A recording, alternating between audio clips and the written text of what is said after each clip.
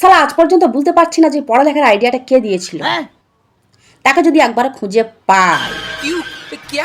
বিয়ের আগে যখন স্কুলে গিয়ে স্যারের কাছে বকা খেতাম, পড়া না পাড়ায় মার খেতাম, তখন মনে মনে করতাম বিয়ে হয়ে গেলে কত সুখ, বিবাহিত মেয়েদেরকে দেখে আফসোস করতাম, দেখো ওরা কত সুখে আছে, কোনো পড়ালেখার ঝামেলা নেই, কারো কাছে বকা খেতে হয় না, মার খেতে হয় না, পড়ার কোনো টেনশন নেই, পরীক্ষার কোনো টেনশন নেই। কিন্তু আমি ভুল ছিলাম।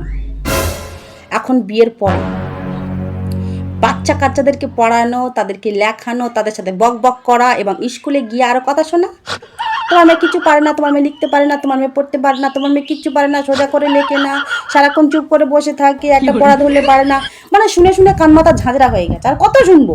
পারবে, এক সময় পারবে। প্রত্যেক দিন স্কুলে গিয়ে বকা শুনতে হয়। মানে আমি তখন ভুল ছিলাম যে বিয়ের পরে আর কিচ্ছু এগুলো হবে না, শুনতে হবে না কোনো বকা। না, আমি ভুল ছিলাম। আর সবচেয়ে বড় কথা, একটা বাচ্চাকে ভালো করে পড়তে বসাতে পারি না, তার সাথে বকে বকে মাথা যন্ত্রণা হয়, আবার দ্বিতীয় বাচ্চাটাকেও পড়ানোর চিন্তা ভাবনা করতে হয়।